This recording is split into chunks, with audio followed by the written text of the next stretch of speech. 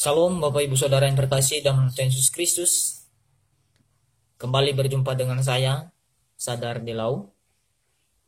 Di kesempatan ini saya akan menyampaikan renungan singkat bagi kita. Saya ingin berbicara mengenai kekuatan pikiran Bapak Ibu Saudara yang terkasih. Nah, perlu sekali pikiran kita ini dibukakan atau diperbaharui. Karena kenapa? Jangan sampai kita mengikut Tuhan, jangan sampai kita percaya dengan Tuhan, maka pikiran kita belum diubahkan, belum diperbaharui Bapak Ibu Saudara. Nah, karena kenapa? Ada satu statement mengatakan, Anda adalah apa yang Anda pikirkan. Saya adalah apa yang saya pikirkan. Dan juga begitu juga sebaliknya. Apa yang Bapak Ibu pikirkan, itulah diri Bapak Ibu Saudara yang sendiri. Nah, jadi bahwa perlu sekali yang diubah pikiran kita ini. Karena kenapa? Dari sini pekerjaan iblis pertama kali dia mempengaruhi manusia, Bapak Ibu Saudara. Dari pikiran manusia, dari pikiran seseorang. Dari sini pintu masuknya Bapak Ibu Saudara yang terkasih. Jadi untuk itu perlu kita ubah. Perlu kita untuk merubah pikiran kita. Membukakan pikiran kita. Supaya apa? Supaya pikiran kita ini, supaya hidup kita ini mempunyai pikiran-pikiran yang positif. Saya tidak tahu apa yang Bapak Ibu pikirkan saat ini. Mungkin Bapak Ibu memikirkan bagaimana supaya tetap di dalam lindungan Tuhan, dijauhkan dari sakit penyakit, memikirkan pekerjaan, perekonomian, kebutuhan sehari-hari, bahkan memikirkan masa depan Bapak Ibu Saudara yang terkasih. Nah, yang pasti adalah kita semua pemikiran. Kita semua punya pemikiran masing-masing. Tapi percayalah, Anda adalah apa yang Anda pikirkan. Nah, Bapak Ibu Saudara yang terkasih, contoh misalnya kita memikirkan masa depan kita.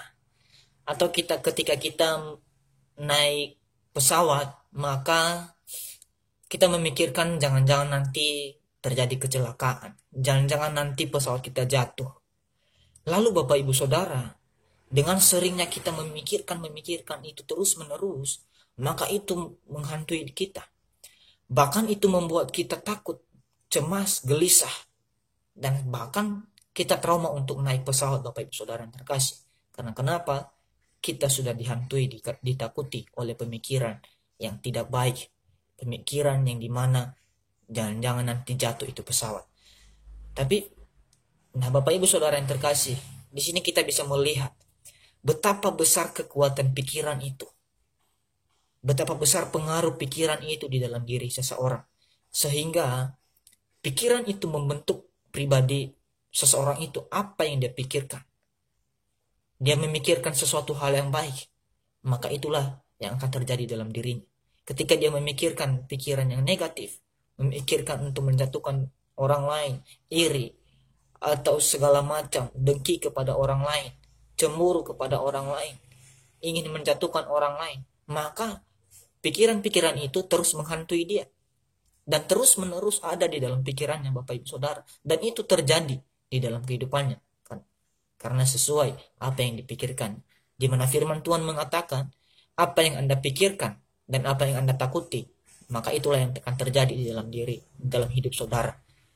Jadi Bapak Ibu Saudara yang terkasih dalam Tuhan Yesus Kristus, maka di kesempatan ini saya ingin menyampaikan kepada kita bahwa mari kita belajar untuk memiliki pikiran-pikiran yang baik, pikiran yang positif.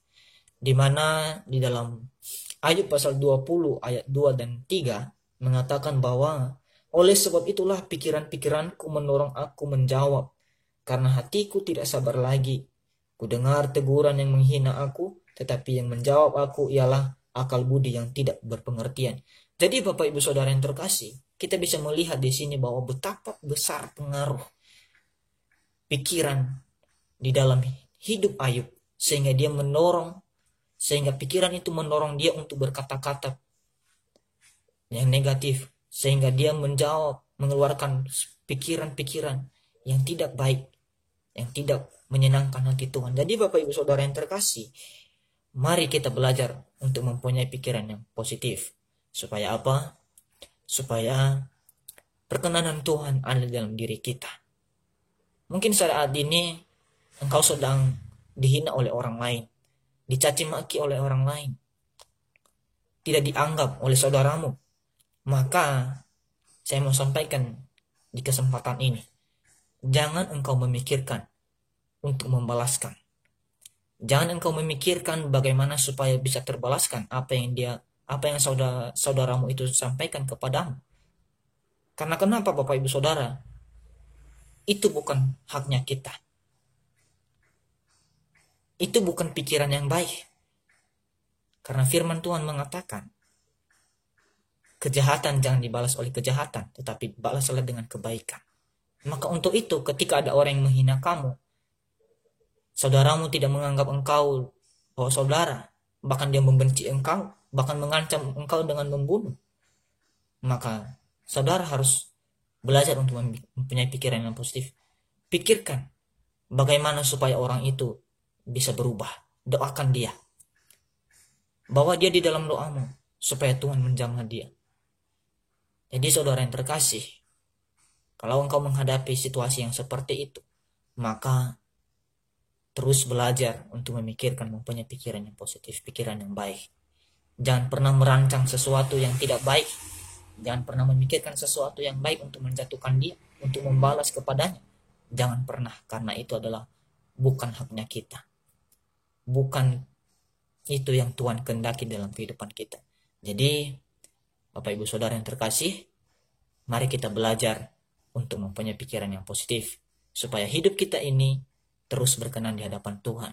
Dan ketika kita juga punya pikiran yang positif, maka itu adalah akan membangun hidup kita, membawa hidup kita ke jalan yang Tuhan kehendaki. Tuhan Yesus memberkati.